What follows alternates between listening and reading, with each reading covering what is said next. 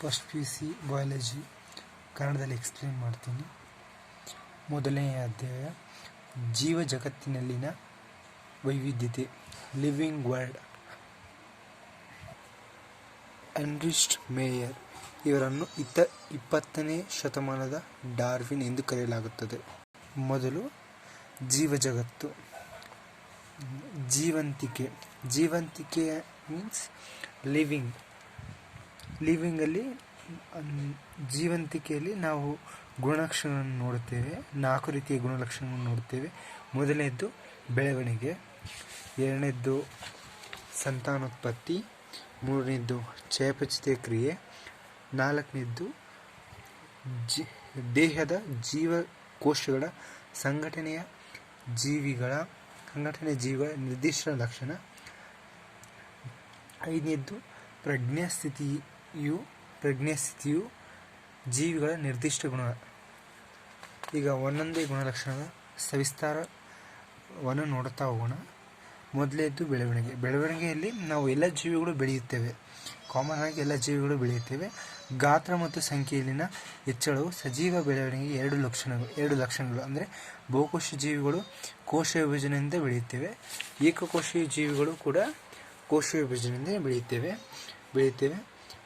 ಇದನ್ನು ಇನ್ವಿಟ್ರೋ ಪ್ರಣಾಳಿಕೆಯಲ್ಲಿ ಕೃಷಿಗಳಲ್ಲಿ ಸೂಕ್ಷ್ಮದರ್ಶಕದಿಂದ ಜೀವಕೋಶಗಳನ್ನು ಎಣಿಸುವುದರಿಂದ ಗಮನಿಸಬಹುದು. ಅಂದರೆ ಬಹುಕೋಶ ಜೀವಿಗಳಲ್ಲಿ ನಾವು ಕೋಶ ವಿಭಜನೆಯನ್ನು ಮಾಡ್ತೀವಿ.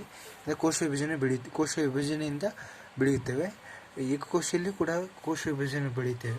ಅದನ್ನು ನಾವು ಇನ್ವಿಟ್ರೋ ಅಂತ ಕರಿತೀವಿ.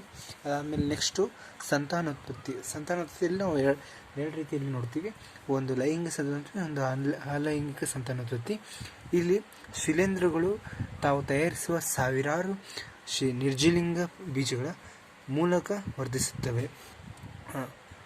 ಅದಾದ ನಂತರ ಕೆಳವರ್ಗದ ಈಸ್ಟ್ ಮತ್ತು ಹೈಡ್ರಾಗಳಲ್ಲಿ ಅಂಕುರಗಳನ್ನು ಕಾಣಬಹುದು.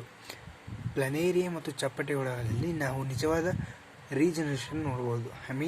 ಪುನರ್ಭವ ಅನ್ನು ನೋಡಬಹುದು. ಇದರಲ್ಲಿಷ್ಟೇ. ಅದಾದಮೇಲೆ ನೆಕ್ಸ್ಟ್ ಚಯಾಪಚಯ ಕ್ರಿಯೆ ಅಂದರೆ ಮೆಟಬಾಲಿಸಮ್ ಅಂದರೆ ನಮ್ಮ ದೇಹದಲ್ಲಿ ನಡೆಯುವ ಎಲ್ಲ ರಾಸಾಯನಿಕ ಪ್ರಕ್ರಿಯೆಗಳ ಒಟ್ಟು ಮೊತ್ತವೇ ಚಯಾಪಚಯ ಕ್ರಿಯೆ. ಇದಕ್ಕೆ ನಾವು ಮೆಟಬಾಲಿಸಮ್ ಎಂದು ಕರಿತೀವಿ. ಮೆಟಬಾಲಿಸಮಲ್ಲಿ 2 ಟೈಪ್ಸ್, ಅನಾಬಾಲಿಸಮ್ ಮತ್ತು ಕೆಟಬಾಲಿಸಮ್ ಅಂತ ಬರುತ್ತೆ. ಇದು ಮೆಟಬಾಲಿಸಮ್ 1 ಮಾರ್ಕ್ಸ್ ಕ್ವಶನ್ಸ್ ಕೇಳ್ತಾರೆ PU ಬೋರ್ಡಲ್ಲಿ. ಮೆಟಬಾಲಿಸಮ್ ಯಾವುದೇ ನಿರ್ಜೀವಿಗಳಲ್ಲಿ ಚಯಾಪಚಯ ಕ್ರಿಯೆಗಳು ಇರುವುದಿಲ್ಲ. ಯಾವುದೇ ಜೀವ ಇರಲಾರಗಳಲ್ಲಿ ಚಯಾಪಚಯ ಕ್ರಿಯೆಗಳು ಇರುವುದಿಲ್ಲ. ಅದಾದ ನಂತರ ಚಯಾಪಚಯ ಕ್ರಿಯೆಗಳು ಸಜೀವ ವಸ್ತುಗಳಲ್ಲ, ಆದರೆ ಖಂಡಿತ ಜೈವಿಕ ಪ್ರಕ್ರಿಯೆಗಳು. ನಂತರ ದೇಹದ ಜೀವಕೋಶಗಳ ಸಂಘಟನೆಯ ಜೀವಿಗಳ ನಿರ್ದಿಷ್ಟ ಲಕ್ಷಣ. ಪ್ರಜ್ಞಾಸ್ಥಿತಿಯ ಜೀವಿಗಳ ನಿರ್ದಿಷ್ಟ ಗುಣ. ಪ್ರಜ್ಞೆ, ಪ್ರಜ್ಞೆ ಎರಡಕ್ಕೂ ಡಿಫ್ರೆಂಟ್ ಇದೆ. ಪ್ರಜ್ಞೆ ಅಂದರೆ ನಮಗೆ ಪ್ರಜ್ಞೆ ಇರುತ್ತೆ, ಆದರೆ ಸ್ವಪ್ರಜ್ಞೆ ಇರಲ್ಲ. ಮಾನವ ಜೈವಿಕ ಸ್ಥಿತಿಯಲ್ಲಿ ವಿವರಿಸುವುದು ಇದು ಕಷ್ಟಕರ. ಹೌದು, ಯಾಕಂದರೆ ಪ್ರಜ್ಞೆ ಸ್ಥಿತಿಯನ್ನು ನಾವು ವಿವರಿಸೋದು ಕಷ್ಟಕರ. ಯಾಕಂದರೆ ನಮ್ಗೆ ಗೊತ್ತಿರೋ ಹಾಗೆ ಆಸ್ಪತ್ರೆಯಲ್ಲಿ ವಿಸ್ಮೃತಿ ನಿದ್ರೆ ಅಂದರೆ ಕೋಮಾ ಸ್ಥಿತಿಯಲ್ಲಿರುವ ರೋಗಿಗಳು ಹೃದಯ ಮತ್ತು ಶ್ವಾಸಕೋಶಗಳ ಬದಲಿ ಯಂತ್ರಗಳ ಸಹಾಯದಿಂದ ಕಾರ್ಯನಿರ್ವಹಿಸುವುದನ್ನು ನಾವು ಗಮನಿಸುತ್ತೇವೆ. ಅಂದರೆ ಕೋಮದಲ್ಲಿ ಹೋಗಿದ್ರು ಅಂದರೆ ಅವರಿಗೆ ಸ್ವಪ್ರಜ್ಞೆ ಇರುವುದಿಲ್ಲ. ಈಗ ಜೀವ ಜಗತ್ತಿನ ವೈವಿಧ್ಯತೆಯನ್ನು ನೋಡೋಣ. ನಾವು ಪ್ರಭೇದಗಳ ಸಂಖ್ಯೆ 1.7 ಇಂದ 1.8 ಮಿಲಿಯನ್ವರೆಗೆ ಇದೆ. ಇದನ್ನು ನಾವು ಜೀವ ವೈವಿಧ್ಯತೆ ಎಂದು ಕರಿತೇವೆ, ಬಯೋಡೈವರ್ಸಿಟಿ ಎಂದು ಕರಿತೇವೆ. ಈ ಜೀವ ವಿವಿಧತೆಯಲ್ಲಿ ನಾವು ನಾಮಿಕಲ್ಚರ್ ಐಡೆಂಟಿಫಿಕೇಷನ್ ನೋಡ್ತೀವಿ. ಇಲ್ಲಿ ನಾಮಿಕಲ್ಚರ್ ಅಂತಂದರೆ ಇಡೀ ಪ್ರಪಂಚದಲ್ಲಿ ಒಂದೇ ಹೆಸರಿಂದ ಒಂದು ಜೀವಿಯನ್ನು ಹೆಸರಿಸಲು ಪ್ರಮಾಣಿತ ವ್ಯವಸ್ಥೆಗೆ ನಾವು ವೈಜ್ಞಾನಿಕ ನಾಮಕರಣ ನಾಮಿಕಲ್ಚರ್ ಎಂದು ಕರೆಯುತ್ತೇವೆ.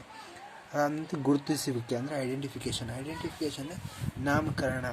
ಈ ಪಾಪುಗೂ ನಾಮಕರಣ ಮಾಡ್ತೀವಲ್ಲ ಆ ನಾಮಕರಣ, ಇದಕ್ಕೆ ಇವು ಸಸ್ಯ ಪ್ರಾಣಿಗಳೇ ನಾಮಕರಣ ಮಾಡೋದು ಐಡೆಂಟಿಫಿಕೇಷನ್. ಅಂದರೆ ನಾಮಕರಣ ಅಥವಾ ಹೆಸರಿನಿಂದ ಕ್ರಮ, ಜೀವಿಯ ಸರಿಯಾದ ವಿವರಣೆ, ಹೆಸರು ಯಾವ ಜೀವಿಗೆ ಸಂಬಂಧಿಸಿದೆ ಎಂಬ ತಿಳಿಯೋದು ಐಡೆಂಟಿಫಿಕೇಷನ್ ಅಂದರೆ.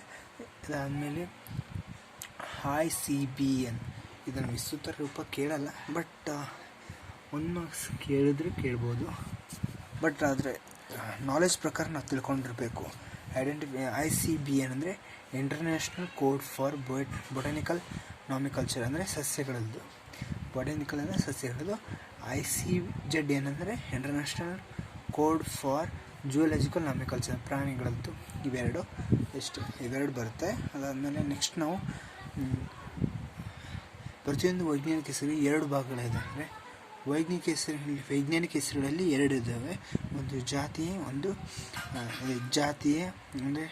ಜಾತಿ ಅಂದರೆ ಜೀನಿಯಸ್, ಮತ್ತು ಸಫೀಸಸ್ ಅಂದರೆ ನಿರ್ದಿಷ್ಟ ಪ್ರಭೇದ ಮತ್ತು ಜಾತಿ ಅಂತ ಕನ್ಸಿಡರ್ ಮಾಡ್ತಾರೆ ವೈಜ್ಞಾನಿಕ ಹೆಸರಲ್ಲಿ.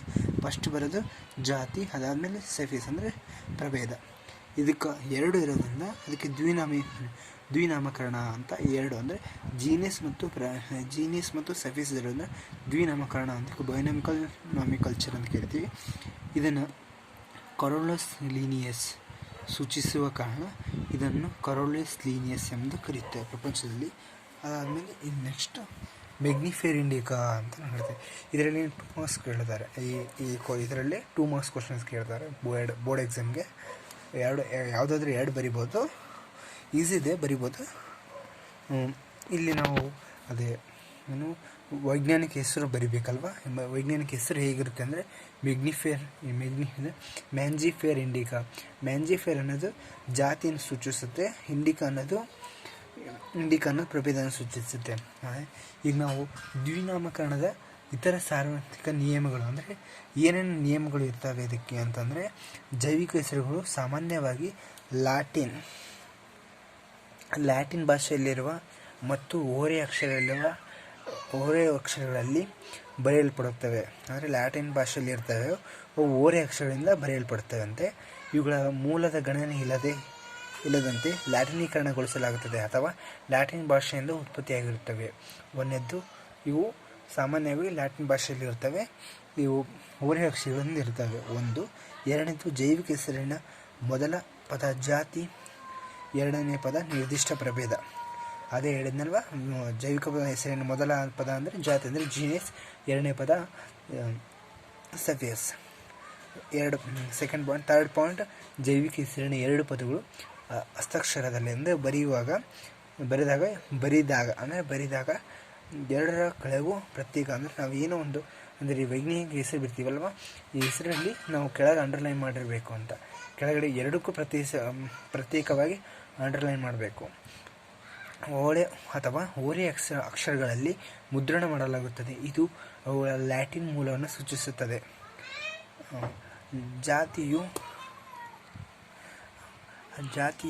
ಜಾತಿಯನ್ನು ಸೂಚಿಸುವ ಮೊದಲ ಅಕ್ಷರ ಆಂಗ್ಲ ಭಾಷೆಯ ದೊಡ್ಡ ಅಕ್ಷರದಲ್ಲಿ ಪ್ರಾರಂಭವಾದರೆ ನಿರ್ದಿಷ್ಟ ಪ್ರಭೇದವು ಸಣ್ಣ ಅಕ್ಷರದಲ್ಲಿ ಪ್ರಾರಂಭವಾಗುತ್ತದೆ. ಉದಾಹರಣೆಗೆ ಮ್ಯಾಗ್ನಿಫೆರಾ ಇಂಡಿಕಾ, ಇಲ್ಲಿ ಕ್ಯಾಪಿಟಲ್ ಲೆಟರ್ ಸ್ಟಾರ್ಟಿಂಗ್, ಇದರಲ್ಲಿ ಸ್ಮಾಲ್, ಈ ರೀತಿ.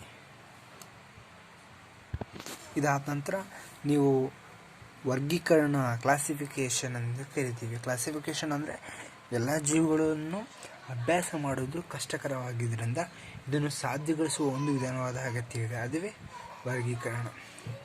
ಈ ವರ್ಗೀಕರಣದ ಬಗ್ಗೆ ನಾವು ಇನ್ನೂ ತಿಳಿಯೋಣ.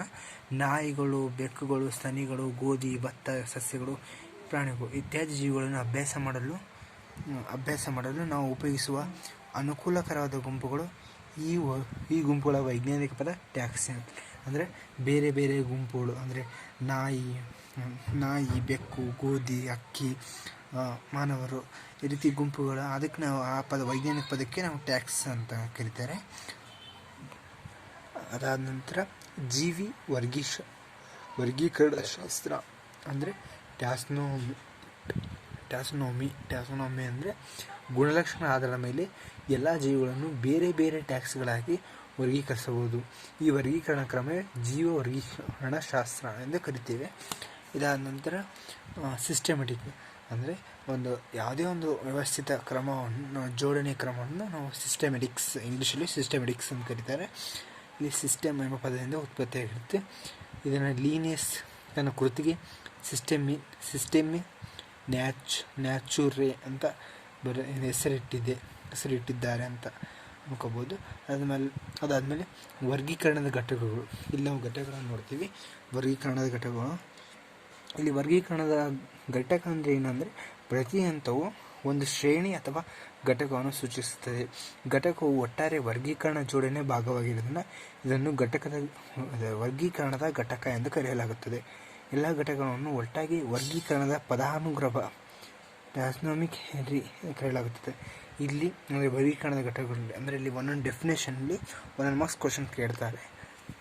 ವಾಟ್ ಈಸ್ ದ ಟ್ಯಾಕ್ಸಾನಮಿಕ್ ಹೆನ್ರಿ, ಆಮೇಲೆ ವಾಟ್ ಈಸ್ ಟ್ಯಾಕ್ಸಾನಮಿ, ಅದಾದ್ಮೇಲೆ ವಾಟ್ ಈಸ್ ಟ್ಯಾಕ್ಸ್ ಅಂತ ಕೇಳ್ಬೋದು. ಒಂದೊಂದು ಮಾರ್ಕ್ಸ್ ಕ್ವಶನ್ಸಲ್ಲಿ PU ಬೋರ್ಡಲ್ಲಿ ಕೇಳ್ತಾರೆ. ಓಕೆ, ಅದಾದಮೇಲೆ ನೆಕ್ಸ್ಟ್ ವರ್ಗೀಕರಣದ ಪ್ರತಿಯೊಂದು ಘಟಕವು ಒಂದು ಶ್ರೇಣಿಯನ್ನು ಪ್ರತಿನಿಧಿಸುತ್ತದೆ. ಇದನ್ನು ಟ್ಯಾಕ್ಸಾನ್ ಎಂದು ಕರೆಯಲಾಗುತ್ತದೆ. ಕನ್ಫ್ಯೂಷನ್ ಆಗುತ್ತೆ, ಸ್ವಲ್ಪ ಕ್ಲಿಯರಾಗಿ ತಿಳ್ಕೊಳ್ಳಿ. ಈ ವರ್ಗೀಕರಣದ ಘಟಕಗಳಲ್ಲಿ ಪ್ರಭೇದವು ಲಾಸ್ಟ್ ಕೊನೆಯ ಘಟಕವಾಗಿರುತ್ತದೆ. ಪ್ರಭೇದವು ಕೊನೆಯ ಘಟಕವಾಗಿರುತ್ತದೆ.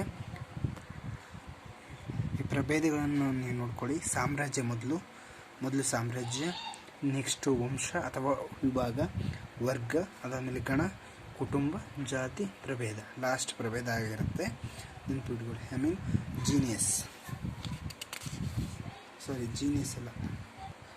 ಸಫಿಸ್ ಪ್ರಭೇದ. ಈ ಪ್ರಭೇದ ಬಗ್ಗೆ ನಾವು ತಿಳ್ಕೊಳ್ಳೋಣ. ಪ್ರಭೇದಗಳಲ್ಲಿ ನಾವು ಅದೇ ಹೇಳಿದ್ನಲ್ವ, ಒಂದು ಜೀನಿಯಸ್ ಇರುತ್ತೆ, ಒಂದು ಸಫಿಸ್ ಅಂತ ಇರುತ್ತೆ. ಇಲ್ಲಿ ಸೋಲಮ್, ಟ್ಯೂಬಿನ್ಸ್, ಆಲೂಗಡ್ಡೆ, ಪ್ಯಾಥೋಲಿಯೋ ಹೆಸರುಗಳನ್ನು ಪರಿಶೀಲನೆ ಚೆಕ್ ಮಾಡಿದಾಗ ನಮಗೇನು ಗೊತ್ತಾಗುತ್ತೆ ಅಂದರೆ 3 ಹೆಸರುಗಳು ಒಂದು ವಿಶಿಷ್ಟ ಪ್ರಭೇದವನ್ನು ಪ್ರದರ್ಶಿಸುತ್ತೆ. ಅಂದರೆ ಸೋಲೋನಿಯಂ, ಟ್ಯೂಬೆರೆನ್ಸಿ, ಆಲೂಗಡ್ಡೆ. ಇಲ್ಲಿ ನಾವು ನೋಡ್ತೀವಲ್ವ, ಇದು ಬೇರೆ ಬೇರೆ ಇದಾವಲ್ವ 3. ಅದಕ್ಕೆ ಒಂದೇ ಒಂದು ಪ್ರಭೇದ ಇದು ಮಾಡುತ್ತೆ. ಮನುಷ್ಯರು ಅಂದರೆ ಒಂದು ಸಫೀಸ್ ಅಂದರೆ ಮನುಷ್ಯ ಸಫಿಸಿಯನ್ಸ್ ಎಂಬ ಪ್ರಭೇದಕ್ಕೆ ಸೇರಿದ್ದಾನೆ. ಅಂದರೆ ಈ ಪ್ರಭೇದ ಅಂದರೆ ಓಮೋ ಎಂಬ ಜಾತಿಗೆ ಸೇರಿದೆ. ಆದ್ದರಿಂದ ಮನುಷ್ಯನ ವೈಜ್ಞಾನಿಕ ಹೆಸರು ಹೋಮೋ ಸಫಿಯಸ್. ಈಗ ಜಾತಿ ಜೀನಿಯಸ್ ಸೆಕೆಂಡ್ ಇರುತ್ತೆ. 2 ಮಾರ್ಕ್ಸಲ್ಲಿ ಕೇಳ್ಬೋದು, ಇಲ್ಲಾಂದರೆ ಇಲ್ಲ. ಟ್ಯಾಕ್ಸ್ ಅಂದರೆ ಆರೋಹಣ ಅಂದರೆ ಅಸೆಂಡಿಂಗ್ ಆರ್ಡರ್, ಡಿಸೆಂಡಿಂಗ್ ಆರ್ಡರ್ ಕೇಳ್ತಾರೆ. ಇಲ್ಲಿ ಜಾತಿ ಬಗ್ಗೆ ಅಂದರೆ ಫ್ಯಾಥರ್ ಅಂದರೆ ಇಲ್ಲಿ ನಮ್ಗೆ ಗೊತ್ತಾಗುತ್ತೆ ಹೆಚ್ಚು ಸಮಾನ ಗುಣವುಳ್ಳ ಅಂದರೆ ಸಿಂಹ, ಚಿರತೆ, ಹುಲಿ, ಸಿಂಹ ಒಂದೇ ಅಂದರೆ ಇವೆಲ್ಲ ಸ್ಟ್ರೆಂತು ಒಂದೇ ಇರುತ್ತೆ, ಅಂದರೆ ಸಮಾನ ಶಕ್ತಿ ಇರುತ್ತೆ. ಅದಕ್ಕೆ ಫ್ಯಾಂಥರ್, ಫರ್ಡಸ್, ಫ್ಯಾಂಥರ್, ಟೈಗರ್ಸ್ ಇವೆಲ್ಲದಕ್ಕೆ ಸೇರಿ ಫ್ಯಾಂಥರ್ ಜಾತಿ ಪ್ರಭೇದ ಅಂತ ಕರೀತಾರೆ. ಈ ಜಾತಿಯು ಬೆಕ್ಕುಗಳನ್ನು ಒಳಗೊಂಡ್ರೆ ಫೆಲಿಸ್ ಜಾತಿಗಿಂತ ಭಿನ್ನವಾಗಿದೆ ಅಂತೆ. ನೆಕ್ಸ್ಟ್ ನಮಗೆ ಕುಟುಂಬ, ಆಮೇಲೆ ಫ್ಯಾಮಿಲಿ. ಈ ಫ್ಯಾಮಿಲಿಯು ದೇಹದ ರಚನೆ ಮತ್ತು ಸಂತಾನೋತ್ಪತ್ತಿ ಗುಣಗಳ ಆಧಾರದ ಮೇಲೆ, ದೇಹದ ರಚನೆ ಬಾಡಿ ಸ್ಟ್ರಕ್ಚರ್ ಆಗಿರುತ್ತೆ, ಆಮೇಲೆ ರಿಪ್ರೊಡಕ್ಷನ್ ಆಧಾರದ ಮೇಲೆ ಇರುತ್ತೆ. ಇಲ್ಲಿ ಸೊಲೆನೇಸಿಯಿಂದ 3 ಕುಟುಂಬ ಸಸ್ಯಗಳಲ್ಲಿ 3 ಕುಟುಂಬದ ಜೊತೆ ಸೊಲೆನಿಯಂ, ಪೆಟುನಿಯಂ, ದತುರ. ಇದು ಸೊಲೆನೇಸಿ ಫ್ಯಾಮಿಲಿಗೆ ಬರುತ್ತೆ. ಇದಾದಮೇಲೆ ನಾವು ಫೆಲಿಸಿ ಅಂತ ಗೊತ್ತಾಯ್ತಲ್ಲ, ಬೆಂಕುಗಳು ಗುಂಪಾದ ಫೆಲಿಡಿಯಲ್ಲಿ ವರ್ಗೀಕರಿಸಲಾಗಿದೆ. ಇಲ್ಲಿ ಗೊತ್ತಾಗುತ್ತೆ ಫೆಲಿಡಿ. ಅದಾದ ನಂತರ ಗಣದಲ್ಲಿ ನಾವು ಆರ್ಡರಲ್ಲಿ ಒಂದು ಸಾಮಾನ್ಯವಾಗಿ ಸಮೂಹ ಗುಣಲಕ್ಷಣಗಳ ಆಧಾರದ ಮೇಲೆ ಗಣ ಅಂದರೆ ಗುಂಪು. ಗಣ ಅಂದ ತಕ್ಷಣ ನಮ್ಗೆ ಅರ್ಥ ಆಗೋದು ಒಂದು ಗುಂಪು. ಆ ರೀತಿ ಒಂದೊಂದು ಗುಂಪು ಮೇಲೆ ಇದು ಮಾಡಿರ್ತಾರೆ. ಇದರಲ್ಲಿ ಗುಂಪು ನೋಡಿ, ಇಲ್ಲಿ ಪ್ರಾಣಿ ಅಂದರೆ ಒಂದೊಂದು ಗುಂಪು. ಈ ಸಸ್ಯ ಕುಟುಂಬಗಳಾದ ಕಾರ್ನಿವೋಲಸ್, ಆಮೇಲೆ ಸೊಲಿನೇಸಿಗಳನ್ನು ಹೂವಿನ ಗುಣದ ರಚನೆ ಅದರ ಮೇಲೆ ಫಾಲಿನಿಯಲ್ಸ್ ಎಂಬ ಗುಣಕ್ಕೆ ಸೇರಿಸಲಾಗಿದೆ. ಪ್ರಾಣಿಗಳ ಗಣವಾದ ಕಾರ್ನಿವೋರ್ ಈ ಕುಟುಂಬಗಳಾದ ಫೆನೆಲಿಡಿ ಮತ್ತು ಕ್ಯಾನಿಡಿಗಳನ್ನು ಸೇರಿಸಲಾಗಿದೆ ಪ್ರಾಣಿಗಳಲ್ಲಿ. ಅದಾದಮೇಲೆ ನೆಕ್ಸ್ಟ್ ಬರೋದು ವರ್ಗದಲ್ಲಿ ನಾವು ಘಟಕವು ಹಲವು ಗಣಗಳನ್ನು ಹೊಂದಿದೆ. ಗಣದಲ್ಲಿ ನಾವು ಹಲವು ರೀತಿಯಾದ ಪ್ರಾಣಿಗಳಾದ ಹುಲಿ, ಬೆಕ್ಕು, ನಾಯಿಗಳನ್ನು ಹೊಂದಿರುವ ಕಾರ್ನೋವರ್ ಗಣಕ್ಕೆ, ಜೊತೆಗೆ ಕೋತಿ, ಗೋರಲು, ಗಿಬ್ಬರಸನ್ನು ಪ್ರೈಮೇಟ್ ಅನ್ನು ಸ್ತನೀಯ ವರ್ಗಕ್ಕೆ ಸೇರಿಸಲಾಗಿದೆ. ನಂತರ ವಂಶದಲ್ಲಿ ನೀವು ನೋಡ್ಬೋದು ಮೀನುಗಳು, ಉಭಯವಾಸಿಗಳು, ಸರೀಸೃಪಗಳು, ಪಕ್ಷಿಗಳ ಜೊತೆಗೆ ಸ್ತನಿಗಳ ವರ್ಗಗಳನ್ನು ಇನ್ನೂ ಉಚ್ಚ ಘಟಕವಾದ ವಂಶಕ್ಕೆ ಸೇರಿಸಲಾಗಿದೆ. ಅದಾದ ನಂತರ ಮೊದಲನೇ ಬರೋದು ಸಾಮ್ರಾಜ್ಯ. ಈ ಸಾಮ್ರಾಜ್ಯದಲ್ಲಿ ನಾವು 2 ಗುಂಪುಗಳನ್ನು ನೋಡ್ತೀವಿ, ಒಂದು ಪ್ರಾಣಿ ಮತ್ತು ಸಸ್ಯ ಸಾಮ್ರಾಜ್ಯ. ಇದು ನಾವು ಮುಂದಿನ ಅಧ್ಯಾಯಗಳಲ್ಲಿ ನಾವು ಸಂಪೂರ್ಣವಾಗಿ ತಿಳ್ಕೊಳ್ಳೋಣ. ಇದು ನಮ್ಮ 2 ಮಾರ್ಕ್ಸ್ ಕೇಳ್ತಾರೆ ಪಿ ಯು ಬೋರ್ಡಲ್ಲಿ. ಕೇಳೋದು ಕಡಿಮೆ, ಆದರೆ ಕೇಳಿದರೆ ನಾವು ತಿಳ್ಕೊಂಡಿರಬೇಕು. ಅಸೆಂಡಿಂಗ್ ಆರ್ಡರ್, ಡಿಸೆಂಡಿಂಗ್ ಆರ್ಡರ್ ಇಂಗ್ಲೀಷಲ್ಲಿ. ಅಸೆಂಡಿಂಗ್ ಅಂದರೆ ಆರೋಹಣ ರೀತಿಯಲ್ಲಿ ಕೇಳ್ತಾರೆ. ಮೊದಲು ಸಾಮ್ರಾಜ್ಯ, ವಂಶ, ವರ್ಗ, ಗಣ, ಕುಟುಂಬ, ಜಾತಿ, ಪ್ರಭೇದ. ಇದರಲ್ಲಿ ನಾವು ಈಗ ಜೀವಿಗಳು ಮತ್ತು ಅವುಗಳ ವರ್ಗೀಕರಣ ಘಟಕಗಳು ತಿಳ್ಕೋಣ. ಇದರಲ್ಲಿ ಈ ಚಾರ್ಟಲ್ಲಿ 1 ಮಾರ್ಕ್ಸ್ ಕ್ವಶನ್ಸ್ ಕೇಳ್ತಾರೆ. ವರ್ಗೀಕರಣ ಅಂದರೆ ಮನುಷ್ಯ ಅಂದರೆ ವೈಜ್ಞಾನಿಕ ಹೆಸರು ಹೋಮೋಸೆಫಿಯಸ್. ಜಾತಿ ಹೋಮೋ ಹೋಮಿನಿಡ್. ಕುಟುಂಬ ಪ್ರೈಮೇಟ್ ಅಂದರೆ ಗಣ. ಮ್ಯಾಮುಲಿಯಾ ಅಂದರೆ ವರ್ಗ. ಕಾರ್ಡಾಟ ಅಂದರೆ ವಂಶ ಅಥವಾ ವಿಭಾಗ. ಇಲ್ಲಿ ನೋಡ ಮಸ್ಕ್ ಡೊಮೆಸ್ಟಿಕ್ ನೋಡ ವೈಜ್ಞಾನಿಕ ಹೆಸರು. ಇದು ನಾವು ಊರು ನೆನ್ಪಿಟ್ಕೋಬೋದು. ಮಸ್ಕ್ ಡೊಮೆಸ್ಟಿಕ್ ಅಂದರೆ ಮಸ್ಕಿ, ರಾಯಚೂರು ಮಸ್ಕಿಲಿ ಬರುತ್ತಲ್ವ, ಮಸ್ಕ್ ಡೊಮೆಸ್ಟಿಕ್ ಅಂತ ಹೇಳ್ಬೋದು. ಒಂದು ಊರ ಹೆಸರು ತಿಳ್ಕೊಬೋದು, ಅಥವಾ ಮಸಿ ಅಂತ ಆದರೂ ತಿಳ್ಕೊಬೋದು. ಇದಕ್ಕೆ ನಾವು ಜಾತಿ ಮಸ್ಕ್ ಅಂತೆ. ನುಸಿಡಿಯ ಕುಟುಂಬ. ಡಿಪ್ಯೂಟಿರಾ ಗಣ. ವರ್ಗ ಇನ್ಸೆಕ್ಟ. ಆರ್ಥ್ರೋಪಾಡ ವಂಶ.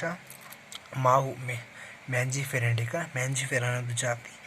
ಅನಾಡಿಯೇಸಿ ಅಂದರೆ ಕುಟುಂಬ. ಗಣ ಅಂದರೆ ಸೆಪಿಡೇಲಿಸ್. ವರ್ಗ ಅಂದರೆ ಡೈಕಾಟಲಿಡಿನಿ ಅಥವಾ ನಂತರ ವಂಶ ಅಥವಾ ವಿಭಾಗ ಅಂದರೆ ಆಂಜಿಯೋಸ್ಟ್ರಿಯಮ್. ನಂತರ ಗೋಧಿ ಟ್ರಿಟಿಕಮ್ ಹಿಸ್ಟ್ರಿವರ್ಮ್. ಟ್ರಿಟಿಕಮ್ ಜಾತಿ. ಫೋಯಿನೇಸಿ ಅಂದರೆ ಕುಟುಂಬ. ಗಣ ಫೋಯಿಲೇಸಿ. ಇದು ಮೊನೊಕಾರ್ಡಿಲಿಟ್. ನೆಕ್ಸ್ಟ್ ವಂಶ ಆಂಜಿಯೋಸ್ಪರ್ಮ್. ವರ್ಗೀಕರಣ ಸಾಧನ ಬಗ್ಗೆ ಕೇಳಲ್ಲ, ಆದರೆ ನಿಮಗೆ 1 ಮಾರ್ಕ್ಸ್ ಕ್ವಶನ್ಸ್ಗೆ ಶುಷ್ಕ ಸಸ್ಯ ಭಂಡಾರ, ವಾಟ್ ಈಸ್ ಅರ್ಬಿರಿಯಂ ಅಂತ ಕೇಳ್ತಾರೆ.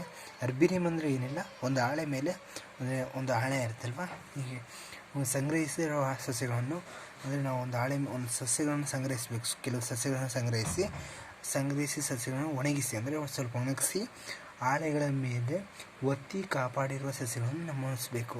ಅಂದರೆ ಒಂದು ಏರ್ಫೋರ್ಸೇಜ್ ಹಾಳೆ, ಅದರಲ್ಲಿ ನಾವು ಒಂದು ಹಸಿ ಅಂದರೆ ಅಂದರೆ ಬೇರು ಸಮೇತವಾಗಿರುವಂಥ ಗಿಡಗಳಿರ್ತಾವಲ್ಲ, ಚಿಕ್ಕ ಗಿಡಗಳು, ಅವು ನಾವು ತಂದು ಇದರ ಮೇಲೆ ಅಂದರೆ ಆ ಏರ್ಫೋರ್ಸೇಜ್ ಹಾಳೆ ಮೇಲೆ ಅಂಟಿಸಬೇಕು.